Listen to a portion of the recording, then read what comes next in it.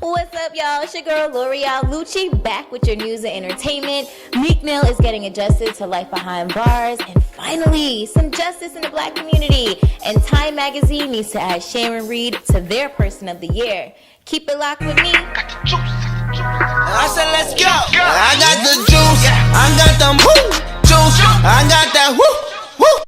Meek Mill is currently serving a 2 to 4 year sentence in a state prison for violating his probation from a case nearly 10 years ago. The Philly rapper's legal team pushed for him to get bailed out, but he was denied and the judge called him a danger to society. Reported on Billboard, his attorneys will keep trying to get him out. And according to TMZ, the wins and losses rapper is working hard labor for 19 cents an hour. And he's doing it all with a smile on his face.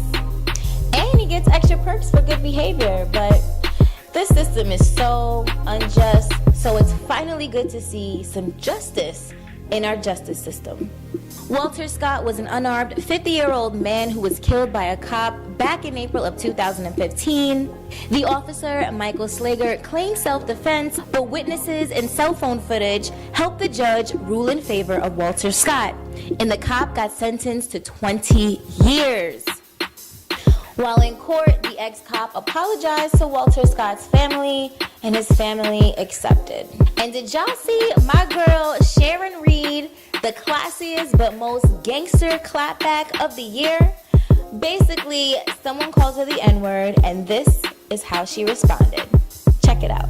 Nerve on both sides of the debate, whether or not you agree that race matters in this election or is an issue in this election. Yeah, I'm going to hold it because I think there's some confusion behind the scenes. A woman by the name of Kathy Ray emailed me. We're going to put that email on the screen and then I'll comment after it. But I think it's fair for people to see what she wrote and get my response.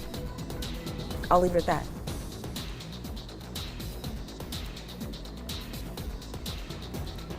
You need to be fired for the race-baiting comment you made tonight. It's okay for blacks to discuss certain subjects, but not whites. And then it goes on. Let's pull up the rest of it. Okay, so really, you are what I call a, now she tried to write the N-word, but she spelled it. I wish we would just put it on the screen. It's after 9 o'clock at night. People have the right to see it. She wrote Niger, not a black person. You are a racist, Niger, you are what's wrong with the world. And so I would say to Kathy a couple of things. Number one, you mischaracterized what I said. I didn't say that white people couldn't talk about race. Quite the contrary.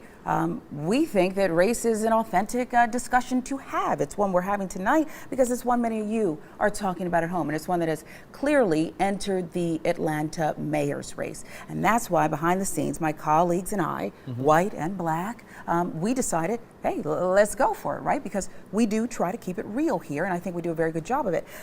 So I think when arguing with somebody, you have to be careful not to mischaracterize their viewpoint. So I won't mischaracterize your view either, Kathy Ray. I get it. On December 5th, 2017, you think it's okay to call this journalist a nigger. I don't. But I could clap back and say a few things to you. But instead, I'll let your words, Kathy Ray, speak for themselves. And that'll be the last word. Gotta say, I'm proud to be black. Thanks for tuning in. I'm L'Oreal Lucci. That's your news and entertainment.